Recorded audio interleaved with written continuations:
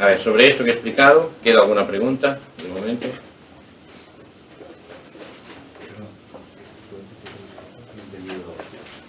¿Qué? Bueno.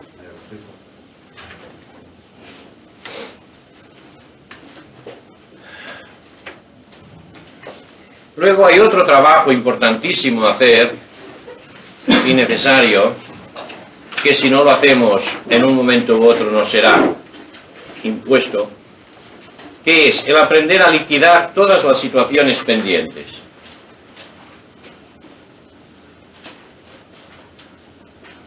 La mente debiera funcionar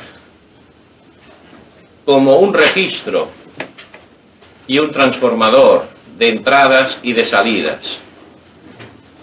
Percibe una situación que llega hasta el fondo, la mente entiende el significado de la situación y provoca una respuesta del fondo total a la situación. Eso es cómo debiera funcionar la mente. Es cómo funciona la mente cuando se ha hecho el trabajo. O sea que en cada momento hay una entrada hasta el fondo y una salida desde el fondo totalmente completa, adecuada a la situación. O sea que la situación no deja residuo, porque la respuesta es completa. Eso es lo que le ocurre al niño pequeño, es lo que ocurre a los animales en general, los que no están neuróticos, porque hay algunos que están neuróticos, sobre todo cuando han estado conviviendo con los seres humanos bastante tiempo. Es clínicamente cierto,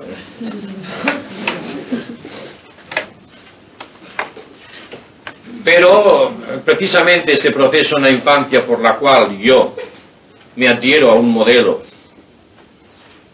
que trato de cumplir y luego me identifico con la idea que me hago de mí, hacen que haya un montón de cosas que yo no puedo expresar o que trato de no admitir. O sea que interviene una censura constante, lo mismo de lo que me viene del exterior que de lo que tiende a salirme del interior. Todo esto hace que este funcionamiento libre, completo, total, deje de funcionar así. Y entonces van quedando dentro de nuestra mente profunda una cantidad, sea de ideas, sea de emociones, sea de energía vital, en forma de protestas, en forma de resentimientos, en forma de deseos, en forma a veces de ideas muy buenas, de aspiraciones muy buenas, ya que hay lo mismo cosas que podemos en el lenguaje corriente llamar buenas que malas, pero que han quedado dentro porque la censura no ha permitido que salgan. Esto hace que haya una cantidad de situaciones que han quedado interiormente interrumpidas, que han quedado a medio vivir. Y claro, esas situaciones a medio vivir están empujando desde dentro para acabarse de vivir, porque lo natural es esta vida total.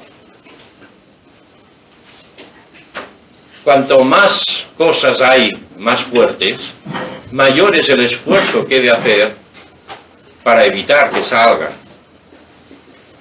Lo cual equivale a decir, cuantas mayores represiones tengo, con mayor tensión vivo. Porque ese esfuerzo para que no salgan es el que crea la tensión. Tensión mental, tensión emocional y tensión física.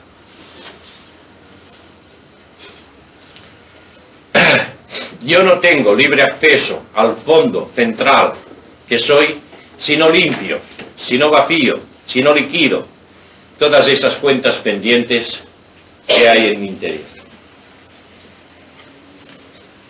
Y esto es una necesidad natural. Yo puedo vivir con todo eso a cuestas, pero un día u otro, aunque sea al dejar el cuerpo físico, todo eso tendré que revivir en un intento de liquidarlo. Eso es lo que constituye los estados post-mortem, que se llaman a veces pues de cielos o de infiernos intermedios, o de purgatorio. Es el revivir todas las cosas que están pendientes porque como entonces desaparece la censura, la capacidad de censurar, o por lo menos disminuye mucho, entonces todo lo que dentro está empujando tiende a salir. De cara a la realización, esta limpieza es totalmente necesaria para que haya una transparencia y una unidad. Transparencia y unidad en los tres vehículos: vehículo físico, vehículo astral y vehículo mental. Al sentir estas experiencias, o sea, en un estado de posmuerte, ¿llegas a limpiarlas? A veces sí, a veces no, y cuando no es lo que decíamos que arrastra y se convierte en el famoso karma.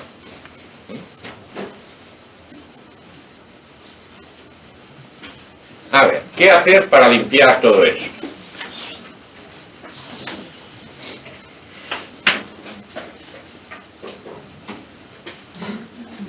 Es muy fácil. No os podéis quejar, todo lo que os explico es muy fácil.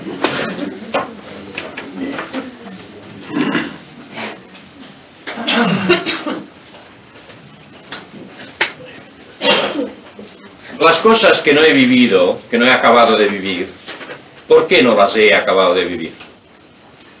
Porque mi mente consciente ha dicho no. Porque mi mente consciente ha censurado, ha dicho prohibido. Prohibido sea porque no está de acuerdo con la moral aceptada, sea porque yo tengo miedo yo de sentirme mal, o porque se opone al modelo ideal que yo me he hecho de mí mismo. Por una u otra de las razones, la cosa ha quedado interrumpida por un gesto de contracción mental que quiere decir no. El sí quiere decir apertura, el no quiere decir contracción.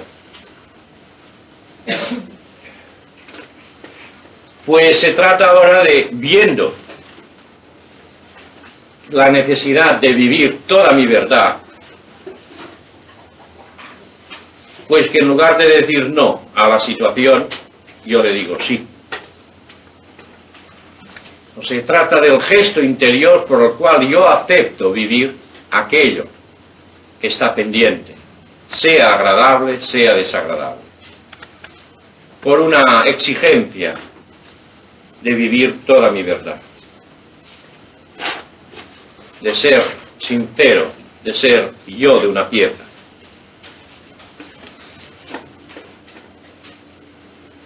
Entonces, el modo concreto de proceder es, en la misma situación de tranquilización inicial que decía para el ejercicio anterior, evocar las situaciones, una situación que uno recuerde que sea la más dura, aquella situación que ha dejado en mí como una carga, un peso,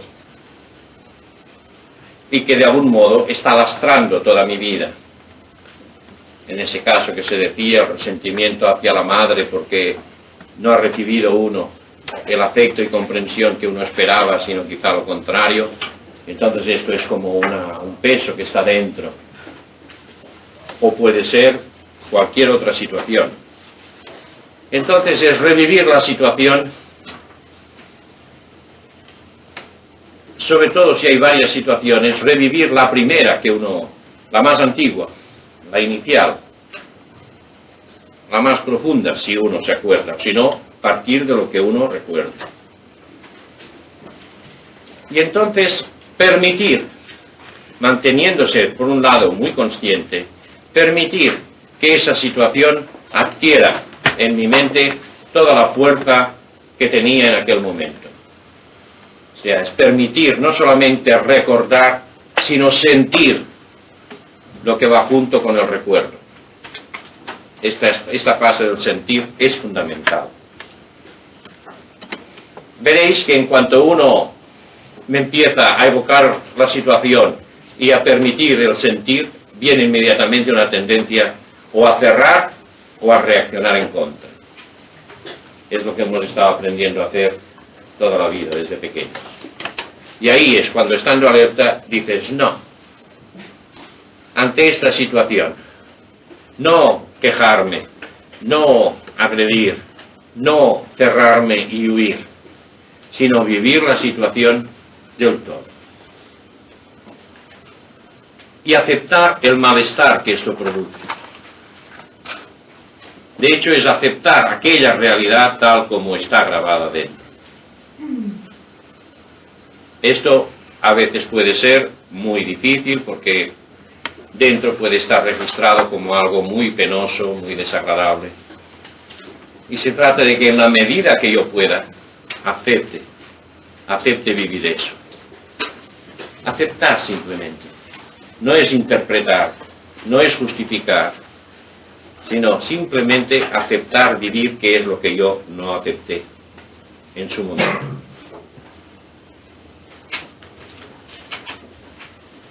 Cuando yo voy permitiendo sentir todo sin reaccionar ni agresivamente ni con huidas, entonces llega un momento en que yo puedo, después de pasarlo mal, y permitir que este pasarlo mal se viva abierto, con sinceridad, a fondo, curiosamente que desaparece ese malestar. No porque yo lo elimine, que yo lo borre, que yo lo inhiba, sino porque se liquida. Cuando yo permito que una experiencia se viva desde el fondo absorbe y liquida completamente lo mismo la idea que la carga emocional, que el dolor. El fondo tiene el poder de absorber y diluir definitivamente toda experiencia. Es porque no hemos permitido que la experiencia penetrara hasta el fondo que ha permanecido allí. Yo comparo eso con las olas del mar. Una ola no es nada más que mar, que agua, que de repente adquiere una forma que puede ser muy alta y muy violenta, pero que luego revierte de nuevo y se diluye en el mar como mar. Este es el movimiento natural. Del fondo surge la forma y la forma revierte hasta el fondo y se diluye en él.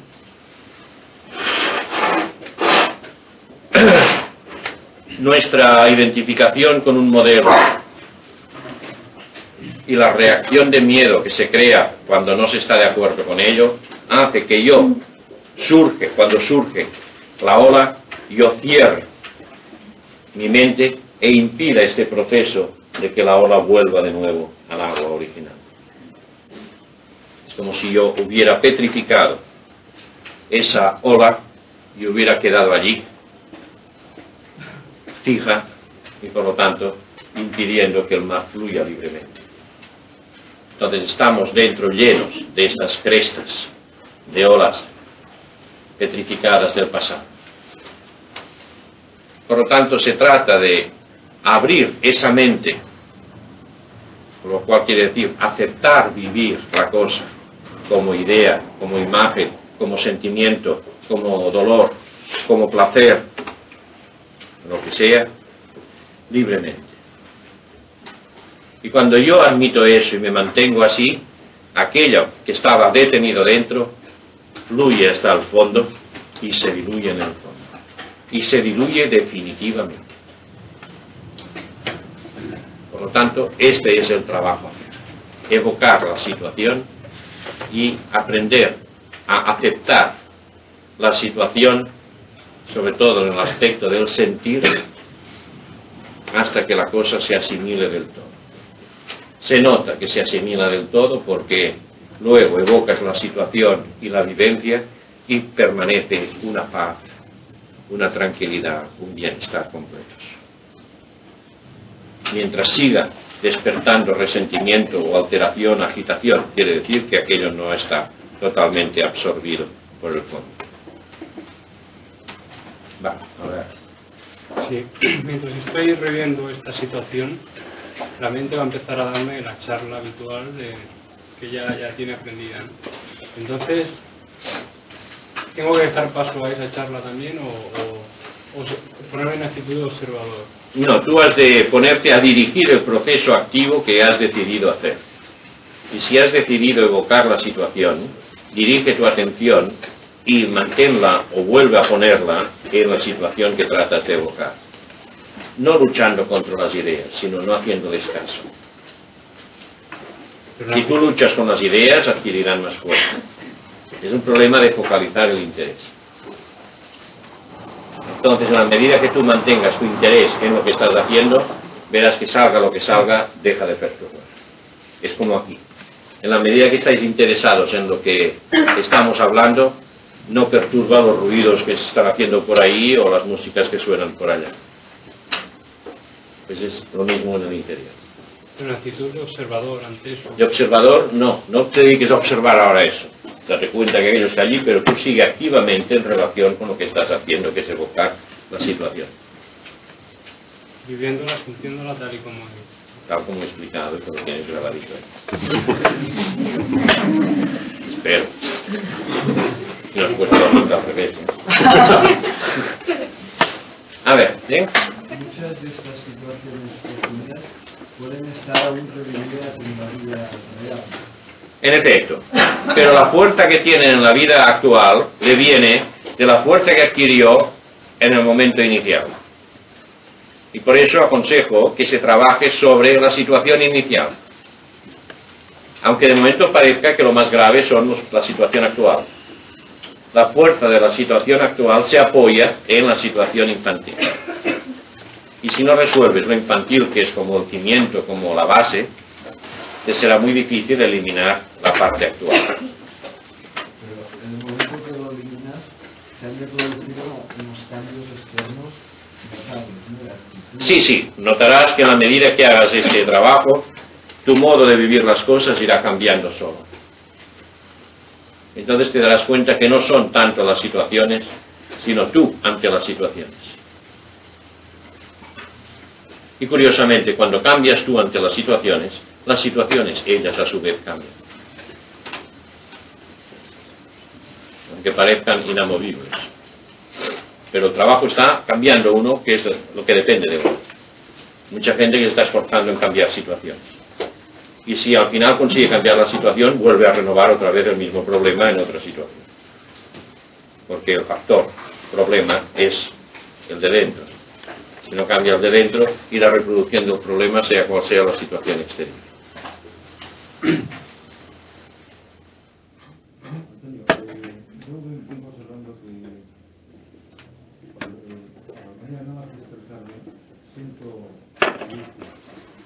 Creo que tiene algo que ver con el consciente, pero no sé cómo empezar.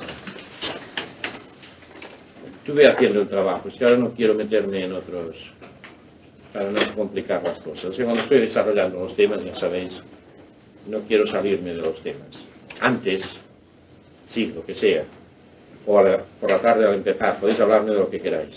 Pero una vez metidos en un tema, mantened todas las preguntas en relación directa con el tema, porque si no, el que escucha empieza a mezclar informaciones y se desorienta.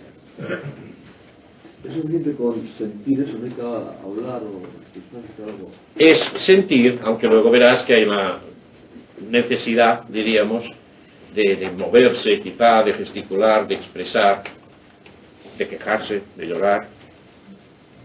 Entonces, todo lo que sea expresión que surja naturalmente, pues darle paso, luz verde. Antonio, el nivel de donde surge la risa o el llanto implica una mayor profundidad. Cuando la experiencia en sí es de risa o llanto, así es. Pero a veces la risa o llanto no surge del nivel de la situación, sino de una reacción ante la situación.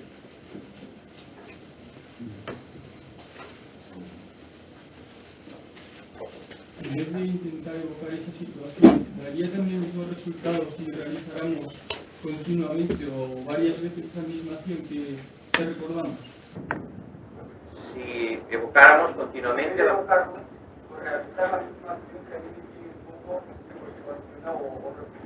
a veces esto es factible, pero otras veces no, sobre todo cuando tú eres víctima de la actuación de otros.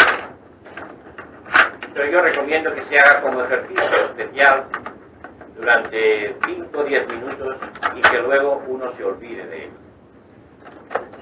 Entonces, respondiendo a lo que Sari decías de la niña esa que tiende a salir de una manera extemporánea, sí, tu comportamiento en la vida diaria ha de ser siempre dirigido y controlado por tu mente consciente actual, aunque con ello implique el mantener a raya a esa niña. Pero en cambio, darle unos momentos a esa niña para que se exprese a su aire. O sea, por un lado, disciplina. Por otro lado, en otro momento, plena libertad. Las dos cosas. ¿Vale?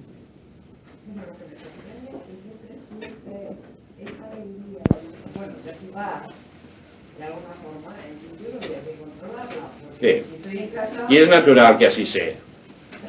Porque en general, nuestro niño o niña suele ser mucho más inteligente que la parte adulta. Y cuando está en situaciones serias, es lo que da más risa.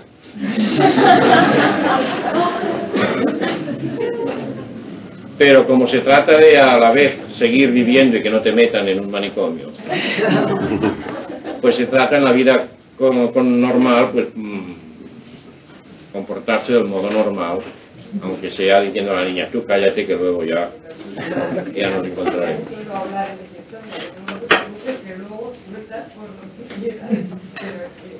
Es necesaria las dos cosas. Lo mismo una actitud, pues, de decir, ahora basta, ahora hacer de personas serias, que en otro momento, pues, correrse la gran juerga infantil. Yo creo que no ni muy bien ha sido cuando has dicho que a veces cuando sale el llanto, que ustedes se profundamente o como acción, no es como reacción, Sí. ¿no? Sino... Porque a veces puede haber una situación que de por sí sea el llanto y que uno ha interrumpido. Porque le han dicho que los hombres no lloran y todas esas tonterías.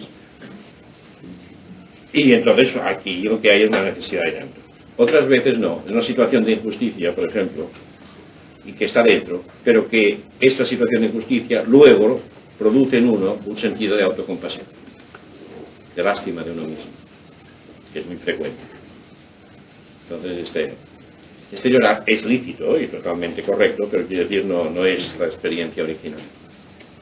Y esto, o sea, una imagen, sea bonito repetirlo tantas veces como volver a pensar. Sí, pero no es un problema de repetir mucho, sino de ponerse sinceramente. Un problema de sinceridad, de simplicidad interior. O sea, ser de nuevo como niños. Por eso hay que adoptar esa actitud en la que la mente crítica y la voluntad están más tranquilos. Que la parte espontánea y afectiva pues pueda funcionar con mayor libertad. Esto a veces puede requerir varios intentos. ¿Sí? Avanzando hacia atrás, tendríamos que llegar al Renacimiento o Renacer. No hace falta, a no ser que el Renacimiento pues hubiera sido muy traumático y que de algún modo uno recordara ese traumatismo, ¿verdad? Pero igual entonces hay el problema de los traumatismos que uno pueda haber vivido en su vida intrauterina, que también los hay. De momento es trabajar con aquello de lo que uno es más consciente. Si tienes una salida de inconsciente muy fuerte, después no la puedes dominar. No, si lo hacéis como lo digo, veréis que podéis y debéis dominar. Si te encuentras alguna vez que predomina lo que sale de dentro, oblígate a abrir los ojos, a respirar profundamente y a hacer ejercicio físico muy fuerte y muy consciente. Levantar pesos, porque la conciencia física sirve para frenar, para inhibir la salida del inconsciente. Si tienes el cuerpo físico, digamos, en un estado que no lo puedes mover. ¿Cómo? Si tienes el cuerpo físico en un estado que no lo puedes mover. Es que me lo pones muy difícil, ¿eh? ¿Cuál sería ese estado? Bueno, de contracción muscular. No, si tú estás en un estado vigílico, verás que puedes respirar más profundamente. Empezar por la respiración, que es lo que activa la circulación. y además lo que obliga a contactar más estrechamente lo astral con lo físico. Y luego a partir de ahí verás que puedes intentar mover. Lo importante no es tanto el mover mucho, sino el mover muy consciente. O sea, obligar a que la mente esté contactando la conciencia física. Eso es lo importante. Y por lo mismo, si tú tienes o temes que la cosa puede ser fuerte, no hagas esta evocación de situaciones pasadas hasta que no hayas trabajado muy a fondo lo que he explicado antes, esos días anteriores. Y el trabajo que doy es totalmente gradual. Primero hablo de la atención y luego hablo del vivir activamente el yo experiencia, desarrollando, actualizando las facultades. Cuando haces esto, de hecho estás reforzando tu mente consciente. Luego hablo de trabajar el inconsciente en la primera fase, que es reeducar la mente inconsciente. Esos tres aspectos tienden a reforzar todo tu yo psicológico consciente. Y en la medida que hagas este trabajo, verás que tienes mayor poder para controlar lo que surja del inconsciente. Si de momento temes que todavía sea demasiado fuerte, aplázalo y sigue trabajando esos aspectos que son todos ellos de afirmación y de desarrollo positivo del yo experiencia. ¿Sí? ¿Lo entiendes? ¿Ves claro cómo funciona eso? Sí. ¿Hay algún sistema concreto de inducir a la mente a que adopte un estado de más permeabilidad hacia el inconsciente? Todo eso hay que irlo aprendiendo. No busques nunca medios artificiales. O sea que hay que irlo ganando a través de una mayor conciencia de la mente, del estado emocional, del estado físico, y aprender a relajarse más y más conscientemente. Yo considero funesto el utilizar medios artificiales, como puede ser una droga, o puede ser un medicamento, puede ser cualquier cosa, porque entonces al venirte de golpe no tienes control sobre ello. En cambio, el esfuerzo que uno hace para ir aflojando, para ir controlando, para ir hundiéndose, diríamos, a dimensiones más profundas, este aprendizaje desarrolla la capacidad de control. En cambio, utilizando otros medios, por ejemplo, la hipnosis, no desarrollas la capacidad de control. Y por eso soy contrario a todos los métodos inducidos exteriormente. Y soy totalmente partidario del trabajo hecho por uno mismo, aunque sea más pesado, más lento, pero asegura un desarrollo que asegura un dominio. Sí, pues no sé si se puede hacer borrar alguna especie que has tenido actualmente. No, por hipnosis no se puede borrar, lo que se puede es inhibir. Y esto es muy distinto. Entonces eso en realidad no se llega a quitar el problema, ¿no? O sea, en efecto, se quitan los síntomas de momento, pero no se quita el problema, que queda enterito, más y más enterrado, más y más prohibido dentro. Ya, pero por acaso, no sé, es lo mismo el estado de ánimo y tal, bueno, en tu vida. Fíjate, yo no enseño aquí a hacer una psicoterapia sintomática en que se trata de que uno se sienta muy feliz y muy triunfador por el mundo y por dentro está lleno de cosas. O sea, yo no enseño a estar bien, enseño a descubrirse uno mismo. Por lo tanto, esto puede quizá estar indicado cuando uno no le interesa en absoluto realizarse, sino lo que interesa es dar un rendimiento, como una aspirina que no cura nada, pero por lo menos te hace eliminar el dolor. Puede ser útil en ese sentido, pero no entra dentro de lo que yo explico por esta razón. Yo quería preguntar si es muy importante el hacer estos ejercicios en voz baja. Si no es lo mismo hacerlo con el pensamiento. No, el pensamiento no tiene nunca el realismo, el dramatismo que tiene cuando tú lo formulas explícitamente. Si tienes una timidez muy grande, una vergüenza tonta... Eso es lo que has de vencer diciendo, tengo mucha timidez, tengo mucha vergüenza. O sea, expresando tu verdad, pero aprendiendo a formularlo, porque si no, tu mente concreta no se entera. Todo pasa en un mundo más subjetivo, más interno. Lo que se trata es de traer a la mente consciente todo lo que hay en el inconsciente para que sea una sola cosa.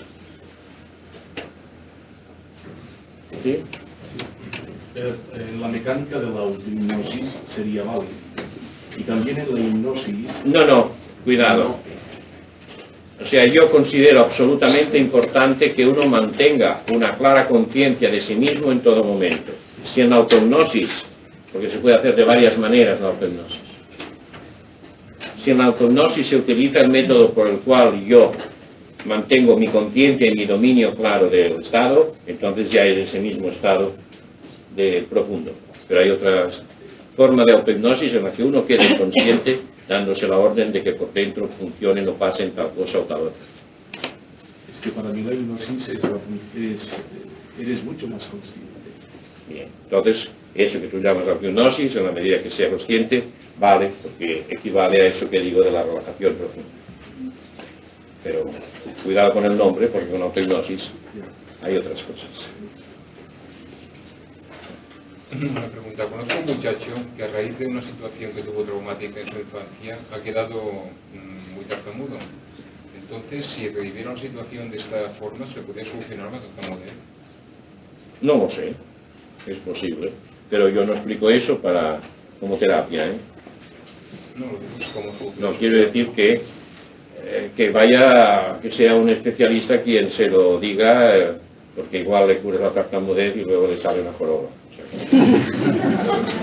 Quiero decir que puede ser cosas delicadas.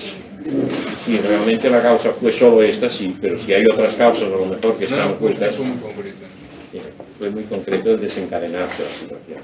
Pero tú no sabes si hay allí otros factores que están implicados en eso. A veces una situación es la desencadenante, pero no la causante. Puede que sí, pero quiero decir, yo no lo sé, porque no estoy explicando esto como una terapia. No quiero meterme en terreno de problemas psicológicos en sentido clínico, porque pueden haber otras complicaciones, y ha de ser una persona que conozca el caso y que esté autorizado para manejarlo. Antonio, antes has dicho que hay un momento que uno tiene miedo de no responder al modelo. Una de las causas por las cuales situaciones quedan interrumpidas o se va acumulando cosas. ¿Este miedo coincide con el miedo básico? Es una expresión, es un miedo al fracaso. Un miedo a que fracase. ¿Fracasar qué? La idea que uno tiene de cómo ha de ser. Mucha gente en una conversación se quedan callados, o aquí algunos no preguntan. ¿Por qué? Porque tienen miedo de no preguntar bien o decir cosas que parezcan inoportunas. Entonces, ves, esto es un miedo por el modelo que hay de no estar seguros de poder responder de un modo de preguntar de un modo perfecto. Sigue siendo un personaje con su juego. Sí, pero hay más, ¿no? O sea, no respondo, y por ejemplo, fracaso no respondo a la idea que tengo del modelo. Pero la idea del modelo es una ilusión de ser querida o de ser aceptada. Sí, pero no solamente de ser querida y ser aceptada por los otros, sino de ser aceptable ante ti misma. En las dos cosas. O sea, tú también eres el otro. Tú te estás juzgando a ti mismo. Y el problema es que cuando uno adquiere la idea de que yo no valgo y no me quieren porque no valgo, lo primero que se produce es un rechazo mío, hacia mi modo de ser. Entonces esto es un círculo vicioso, porque yo me rechazo a mí, entonces me prohíbo la libertad de poder expresarme, y a su vez pues esto va creando un mayor sentimiento de incapacidad y de culpabilidad, etc. Entonces esto se resuelve trabajando a fondo las tres primeras cosas que he explicado. O sea, el orden que doy es básico: la atención, la movilización activa de energía, inteligencia, afectividad en la vida diaria, más y más, y luego el trabajo de educación de la mente infantil con la idea de que soy energía, inteligencia, afectividad. Esto, haciendo este trabajo, entonces esto va permitiendo un cambio más profundo que va permitiendo el acceso a las otras formas de trabajo.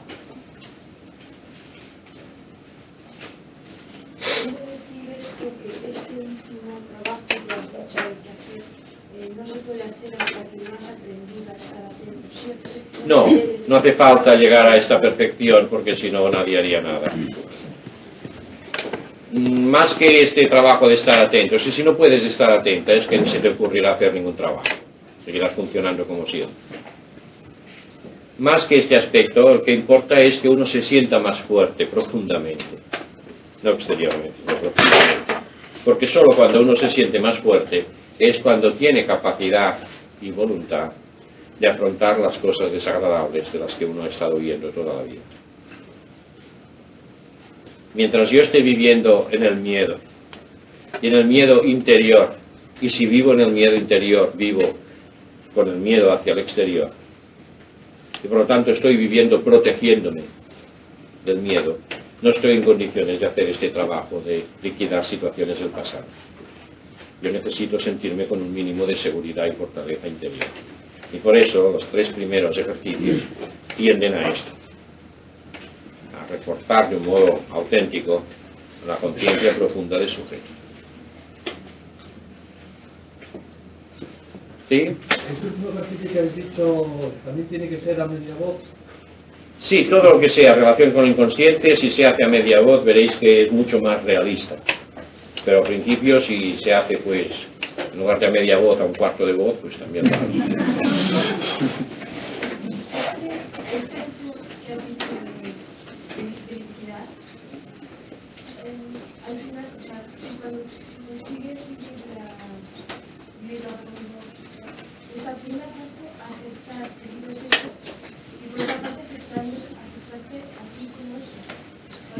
No, es aceptar el sentir, simplemente. Es aceptar lo que ves y lo que sientes. Porque la finalidad es no cambiar ninguna imagen de ti, en este caso. La finalidad es asimilar, digerir la situación que está allí, en medio vivir. Por lo tanto, lo que interesa aquí es simplemente sentir y ver, aguantando el tipo bien, y nada más. O sea, la asimilación se produce automáticamente en cuanto quito el impedimento de mi resistencia. Y nada más. Es liquidar, no es cambiar. En esta cosa que digo. En la vida actual hay momentos que me gusta que me traten como una niña pequeña. Entonces la persona que tengo al lado pues lo hace porque me ve que me siento feliz en aquel momento. Y yo pienso que me gusta porque me están dando un mimo que puede ser que en el momento que me hubieran tenido que dar, no lo he pedido. Y me recreo en este momento porque me siento muy feliz. ¿Es bueno mantener este momento o mirarlo de eliminar? Es bueno que hagas el trabajo que he indicado. Y entonces verás que muchas de esas cosas se van desapareciendo solas. Pero esto puede ser producido por, o sea, Sí, en sí. momentos de tiempo que necesito, como si fuera un crío pequeño, porque a lo mejor no los he tenido. Es muy posible, o puede ser que los hayas tenido y quieras retenerlos. El sacar del inconsciente los problemas no sería el sacarlo y explicitarlo y expresarlo. ¿Podría diluirlos o es imprescindible la comprensión lucida? Hay situaciones que lo que requiere es sobre todo la comprensión. Y hay situaciones que lo que requiere es el aceptar vivir lo desagradable, en tanto que desagradable. Hay situaciones que son más de significado que de sufrimiento. Pero en todos casos son las dos cosas que han de estar ahí.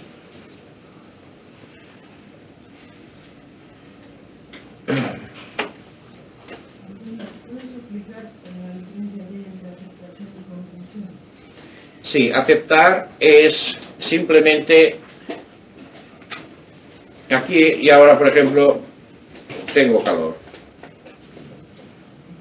Entonces aceptar es darme cuenta que tengo calor y decir, bueno, es desagradable, pero está ahí, y me relajo en el calor.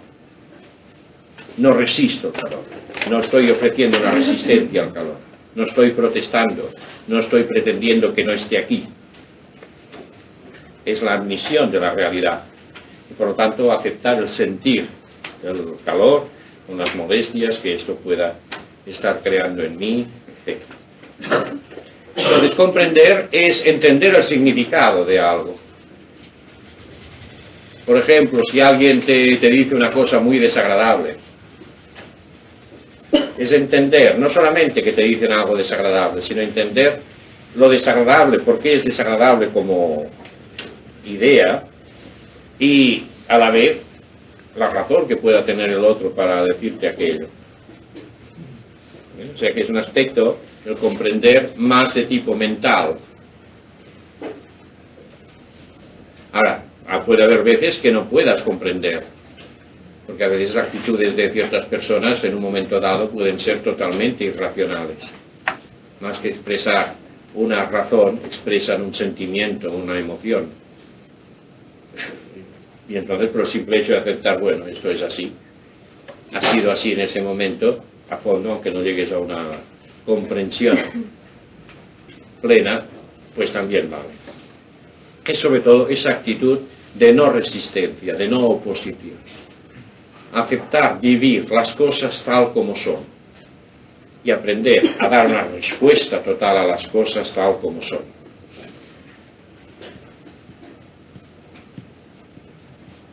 Si aceptar no quiere decir encontrar bien hecho algo que a lo mejor está mal hecho.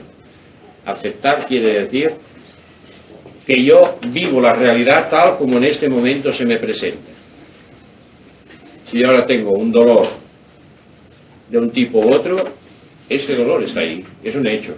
Yo acepto que ese dolor está ahí. Y aceptarlo quiere decir que yo lo vivo a fondo. Ahora no quiere decir que me quede pasivo frente a eso. Lo vivo a fondo, pero desde mi fondo respondo si hay algún medio para aliviar el dolor. Pero desde el fondo, primero se ha aceptado el hecho y luego viene la respuesta inteligente al hecho. En cambio, lo habitual suele ser, hay un dolor, enseguida crispación física y mental, y buscar solución, o huir o protestar. Con ello estoy impidiendo que yo viva a fondo la cosa. Curiosamente, cuando yo me abro a la cosa desagradable, del fondo surge una capacidad de respuesta y a veces de curación que parece milagrosa. Y no solamente es la asimilación de lo desagradable, sino capacidad de curación. Por ejemplo, si haciendo una cosa os quemáis, si en el momento que os quemáis, en lugar de hacer como se hace, y quejarse y corriendo a buscar lo que sea, realmente os abrís a la sensación de quemadura, permitiendo que el fondo, todo él perciba aquella quemadura instantáneamente, veréis que al cabo de un momento en que duele mucho, desaparece el dolor y desaparece incluso muchas veces la ampolla que se forma y el dolor que dura. O sea, hay una capacidad de respuesta curativa instantánea, a condición de que se haga instantáneamente. Es decir, lo ideal sería que te pille ya estando abierto. Y lo mismo ocurre con dolores de tipo psicológico y dolores físicos.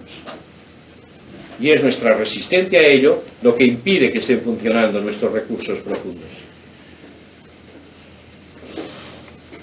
Supongamos, Antonio, que una persona está tan bloqueada por dentro, o sea que incluso busca la evasión en el trabajo hasta llegar al cansancio. Por ejemplo, está en la cama durmiendo y en el momento que se despierta le vienen a la mente ciertos recuerdos que no quiere recordar, se tira de la cama y luego durante el día está en un lapso constante, o sea, de inquietud, buscando trabajo donde no lo hay, e incluso y llega la noche, llega a tal agotamiento, o sea, siempre evadiendo lo que en su interior quiere salir y, en fin, y lo rechaza. Y ya le digo, llegar hasta el agotamiento en el trabajo. ¿Qué haces? ¿O qué? Yo no lo sé. No lo sabes. Claro, voy a preguntar soluciones para un problema particular. No lo sé. No puedo decirte nada. Yo estoy hablando de un trabajo de base, no cómo resolver tal problema o tal otro. Lo siento, pero no es esta mi función.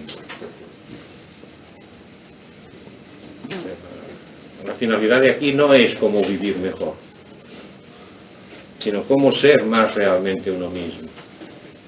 traerá consigo el vivir mejor, pero es como consecuencia de vivir la propia verdad. Pero, perdón, habrá algún medio para romper ese bloqueo, ¿no? Sí, pero una cosa es que uno busque solucionar un problema particular, aunque sea este, Sí, sí. y otra cosa es que uno esté interesado en la propia autenticidad. Y si lo que uno busca es un remedio para eso, no estará dispuesto a hacer el trabajo que requiere el de la propia autenticidad. Entonces, para esto hay los psicólogos y personas que pueden orientar en ese terreno concreto de síntomas y cómo solucionar esos problemas. Yo ya no actúo como psicólogo, no sé. Ya me jubilé. Eso que estaba diciendo antes, entonces se reacciona, por ejemplo, ante un problema de angustia, ¿no? Entonces se reacciona violentamente. Entonces queda la situación pendiente de eliminar. ¿Y cómo no quedaría pendiente? Si yo aceptara vivir la angustia, comprendiéndola y aceptándola. En el fondo es porque uno está rehuyendo de pasarlo mal. Si yo acepto pasarlo mal, puesto que el mal está ahí, liquido la situación. Como regocijándome en vivir. Nada de regocijarme, simplemente no cerrándose a ello. Lo que he explicado antes del mar y las olas, ¿verdad? Sí, sí. Entonces es no cerrando, permitiendo que la angustia o el miedo o lo que sea esté ahí, yo lo estoy viviendo y sufriendo, pero conscientemente, y entonces esto se liquida. Pero en mí, en todos, hay el hábito de defenderse de lo desagradable. Y entonces al defenderse se cierra y se impide que se viva en profundidad y que se liquide. Entonces esto queda dentro cristalizado. O sea, yo huyo de lo desagradable, pero lo desagradable me sigue por todas partes. Lo arrastro conmigo. ¿Cómo es que la comprensión diluye los traumas infantiles cuando de niño realmente se vive más bien el aspecto afectivo, aspecto vital? Hay las dos cosas, ¿eh? O sea, si te fijas, si repasas lo que expliqué sobre la formación del yo-idea y del personaje, hay un aspecto de identidad que se refiere a incomprensión. Yo no comprendo por qué me dicen que no valgo o no me quieren. Un aspecto de comprensión. Y luego está el sentimiento de abandono. Hay un aspecto de comprensión. Y los niños tienen una capacidad de comprensión muy mayor de lo que el mayor se imagina. Pero no hay un desarrollo mental todavía. No, pero tiene una capacidad de comprensión, no de razonamiento, no de deducción, sino de comprensión intuitiva, inmediata. Y si a un niño le explicas simplemente el porqué de las cosas, verás que el niño entiende y acepta. Y esto incluso a los animales, ¿eh? Si a un animal, me refiero a un animal superior, un perro, le explicas, claro, un perro decente, ¿eh? Le explicas el porqué de una cosa, por ejemplo, que te has de ausentar y que volverás. Curiosamente da la impresión de que entiende. Si no entiende las palabras, entiende por lo menos el significado que está implícito en las palabras. Entonces en los niños ocurre mucho más específicamente. Entonces hay cosas que el niño no comprende y que no puede comprender porque son absurdas. Que el padre le diga al hijo pues que ha de ser muy veraz, que no diga mentiras, y luego ve que el padre está inventando mentiras continuamente en la relación con los demás, por ejemplo. Entonces son cosas que no encajan. O que le digan pues que ha de ser muy valiente, y un día que es valiente y se da de tortas con otro, le pegan porque ha alborotado la clase, etc. O sea que en la educación hay muchos contrasentidos, muchas contradicciones que hacen que el niño pues no entienda. ¿Por qué hay que estar callado a la hora de comer, por ejemplo? ¿Por qué hay que hacer tantas y tantas cosas que no se le ven por la razón? Claro, el niño se resiste a hacer aquello que no comprende. Ahora sí, si se me hace entender, incluso el niño es capaz de aceptar que hay que hacer una cosa porque en ese momento yo estoy muy mal y tengo el capricho de aquello. Entonces entiende al niño, mira, es un capricho. Pero lo malo es que se le diga que aquello no es un capricho, sino que es una verdad totalmente razonable.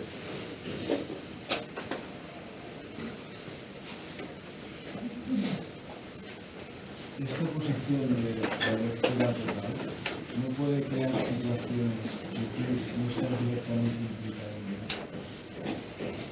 Situaciones de no estar totalmente implicado, al revés, es cuando tú te abres que te permites ser implicado en la situación. Es cuando estoy cerrado que estoy rehusando la situación. Pero a lo mejor es una situación que no es tuya. Entonces, como este estar abierto quiere decir estar abierto en los tres niveles, tu inteligencia te dirá que la situación pues puede ser incorrecta en algún sentido, pero que no es asunto tuyo. O sea, no hay que confundir eso con un dejarse llevar por los impulsos, ni mucho menos. Las tres cosas, recuerda que cada una de las tres equilibra a las otras dos.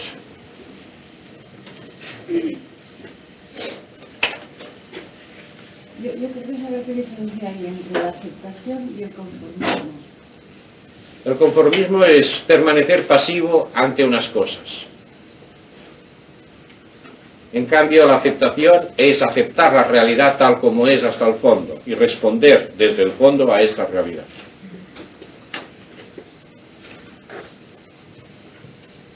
O sea, el conformismo es una actitud pasiva. En cambio, la aceptación es una actitud que es a la vez comprensiva y activa. Porque lo mismo que hay una aceptación hasta el fondo, hay una respuesta a esta situación desde el fondo. O sea, el conformismo no es positivo. El conformismo, en ese sentido que se dice, no es positivo porque es una actitud pasiva. Porque no es una actitud que se vive uno enteramente en la situación. ¿Se podría definir en una persona que es indiferente el conformismo? O sea, una persona que es indiferente a puede, no lo sé, depende si la indiferencia es de ese tipo, pues sí, pero hay indiferencias de otros tipos. Bueno, ya tenemos otra dosis de trabajo. Hasta la tarde. Adiós. Fin de la sesión de la mañana del tercer día.